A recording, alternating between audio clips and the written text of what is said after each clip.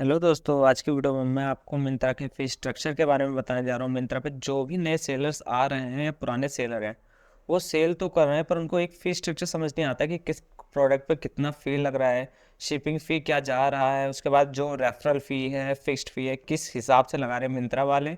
ये समझ नहीं आता है नए सेलर्स को, और पुराने सेलर्स जो है उनको भी नहीं आ रहा है समझ में। तो उसका मैंने एक पूरा पीडीएफ बना रखा है और एक वेबसाइट है जहाँ से मैंने इसका पूरा जो फ़ी स्ट्रक्चर है वो निकाला है। उसके बाद आपको समझाने के लिए एक पीडीएफ भी बना दिया जिससे आप आसानी तरीके से समझ जाएं। तो आज मैं ये पूरी वीडियो में आपको समझा दूंगा कि मिंत्रा पे किस जगह कैसी फ़ी लगती है और कितनी फ़ी लगती है। तो बिना समय गंवाए चलिए आज की वीडियो हम शुरू करते हैं। तो दोस्तों, जैसे कि आपको ये वेबसाइट दिख रहा है कॉइन टैब, इस पे मिंत्रा का फ़ी वेरिफिकेशन के बारे में लिखा है। मैंने दोस्तों बहुत सारी वेबसाइट चेक करी है कि मिंत्रा का फ़ी स्ट्रक्चर समझ आ जाए। और मिंत्रा के खुद के पैनल पे मैंने चेक किया सेलर वाले पे, जो कि मेरे पास भी एक सेलर पैनल है। ये मैं आपको थोड़ा सा शो कर देता हूँ। ये मिंत्रा का मेरा सेलर पैनल है। इसमें आपको ज़्यादा कुछ तो शुरू में दिख नहीं रहा होगा, जो दिख रहा है वो आपके सामने है। तो इस सेलर पैनल के बारे में तो मैं आपको बाद में समझाऊंगा, पर उससे पहले इसका फ़ी स्ट्रक्चर आपको सही से समझा देता हूँ कि क्या है क्या नहीं है। तो जो ये वेबसाइट है कॉइन टैब, इसमें मिंत्रा के फ़ी वेरिफिकेशन के बारे में दे रखा है। इसमें जो फीस है वो 5 पार्ट में डिवाइड कर रखा है। Fixed fee, shipping fee, pick and pack fee, commission fee, payment gateway fee. तो इस जो यहाँ पे दिखा रखा है इसमें तो पूरा डीपली में समझा नहीं रखा है। इसके लिए ही मैंने एक पीडीएफ बना रखा है जिसमें आपको समझ में आ जाए।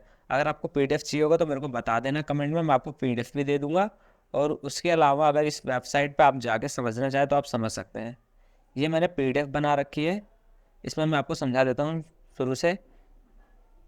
तो इस पीडीएफ में जैसे कि दोस्तों आपको दिख रहा होगा, यहाँ पे लिखा है कमीशन फ़ी। जो मिंत्रा की कमीशन फ़ी होती है, जिसका मिंत्रा अपना खुद का चार्ज लेता है, वो लिखा हुआ है there are no fee for registration, Myntra charges a flat commission of around 4 to 5% depending on the product category and brand. तो मिंत्रा अपना कमीशन फ़ी 4 से 5% लेता है। ये डिपेंड करता है कि आप किस कैटेगरी में प्रोडक्ट को सेल कर रहे हैं, इस पर डिपेंड करता है। तो मतलब अंदाजन आप मानिए 4% कमीशन फ़ी लग जाती है मिंत्रा की। अगर कोई प्रोडक्ट आप सेल कर रहे हैं उस पर 4% मिंत्रा की फ़ी होती है। उसके अलावा जो पहला है कमीशन फ़ी, जो क्लियर हो चुका है आपको। सेकेंड है जो फिक्स्ड फ़ी है। फिक्स्ड फ़ी जो आपका बता रखा है, ये रहा मिंत्रा का दे रखा है, following is the Myntra rate card for fixed fee. इसमें दो दे रखा है, एक होता है फिक्स्ड फ़ी CPU और फिक्स्ड फ़ी CPU, दोनों देखा। ये अलग अलग क्यों है ये मैं आपको बता देता हूँ। पहला ये है 500, 1000 एंड मोर देन 1000।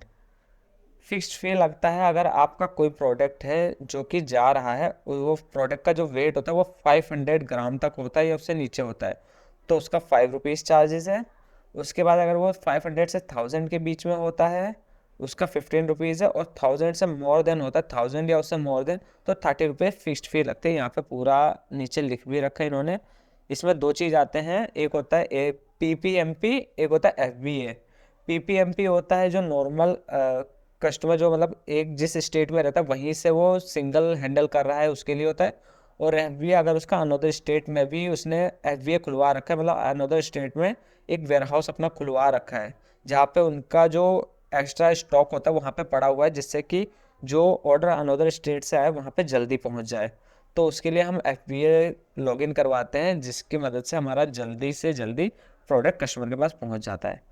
तो इसमें ये दे रखा है, इसका फिक्स्ड फी जो दे रखा था 500 का 5, 1000 का 15 और 1000 प्लस का 30।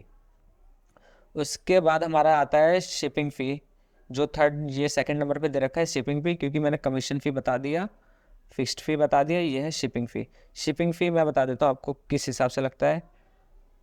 इसमें दो तरीके दे रखे हैं, FBM और PPMP। FBM होता है जो मैंने आपको बता दिया है, FBA जो कि होता है मिंत्रा का FBA, फुलफिलमेंट बाय मिंत्रा। जो अनदर स्टेट में आपका वेयर हाउस होगा उसके लिए FBA होता है, उसके लॉजिस्टिक चार्जेस अलग हैं।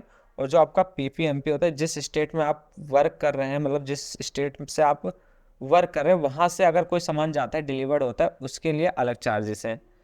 तो इसमें जैसे कि अगर इसमें आपको पीडीएफ में सही से नहीं दिख रहा हो तो मैं साइड में एक वो भी लगा दूंगा जिसमें आपको सही से दिखेगा, फोटो लगा दूंगा।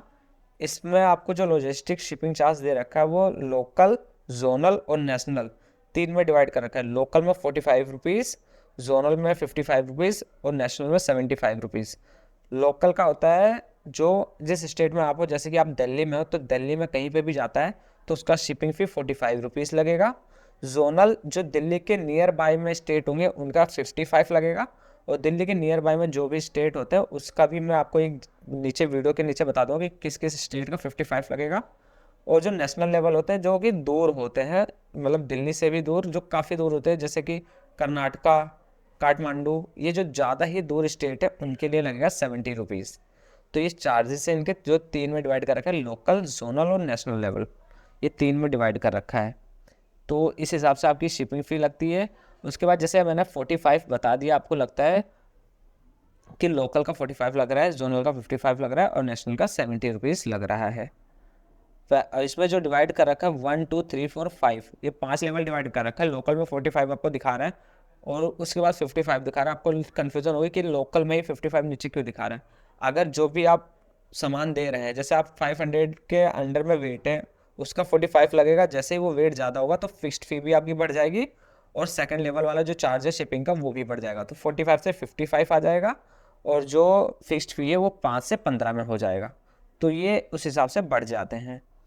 उसके बाद आपका जो ये आता है थर्ड नंबर पे, पिक एंड पैक फ़ी। ये फ़ी वो है जिसमें आपको एफ आप लेते हैं, एफ लॉगिन करवाते हैं, जिसमें आपका वेयर हाउस होता है वो किसी और स्टेट में होता है जहाँ पे आपका स्टॉक अवेलेबल होता है, उस स्टेट से आपका सामान जाता है। तो वो एफ वालों के लिए होता है। अगर उसके लिए भी आपको वीडियो चाहिए तो बता देना, मैं उसका भी आपको वीडियो प्रोवाइड करवा दूंगा। और ये जो लास्ट बचा हमारा फ़ी वो है पेमेंट गेटवे फ़ी। पेमेंट गेटवे फ़ी ये है कि मिंत्रा का, जो मैं आपको पढ़ के बताता हूँ। The payment gateway fee is a fee charged by Myntra to the seller using the Myntra platform. Myntra charge this fee to the seller as the payment is made using a payment gateway by the customer for the particular order. Regulates of which payment gateway all orders are charged this fee. In case of refund or cancelled order, this fee will be not refundable. Myntra charge this fee as 2% on the order price or 20 rupees whichever is higher. इसमें मिंत्रा ने ये बताया है कि आपका कोई भी order जाता है, पहला जैसे कोई भी आपका ऑर्डर आ जाता है, उसका पेमेंट शेड्यूल हो जाता है, तो जो प्राइस पे आप सेल कर रहे हैं उसका 2% गेटवे फी चार्ज लगेगा। अगर आपके पास पेमेंट आता है आपके अकाउंट में तो मिंत्रा से आपके अकाउंट में आने के लिए जो पेमेंट जाएगा उसमें से 2% मिंत्रा वाले अपना गेटवे फी चार्ज काट लेंगे। तो ये 5 फी जो थी वो मेरे को आपको समझाई थी, मेरे हिसाब से आपको समझ में आ गई होगी। अगर आपको समझ में ना आया हो तो ये मैं पांचों आपको फिर से सही से बता दूंगा। जिसको भी समझ ना आया वो कमेंट कर दे, उसको मैं अच्छे से क्लियर करके समझा दूंगा कि किस हिसाब से ये फी लगी हुई है। मेरे हिसाब से तो समझ आ जाना चाहिए। तो बस दोस्तों, आज की वीडियो में इतना ही था। अगर आपको वीडियो पसंद आई है तो लाइक करें, शेयर करें और चैनल को सब्सक्राइब करना ना भूलें। जितना ज़्यादा सब्सक्राइबर बढ़ता जाएगा उतनी वीडियो में और भी ज़्यादा लाते रहूँगा, जिससे मेरे को पता चलेगा आप सबको इंटरेस्ट आ रहा है इस वीडियो में। तो बस दोस्तों, ओके, बाय।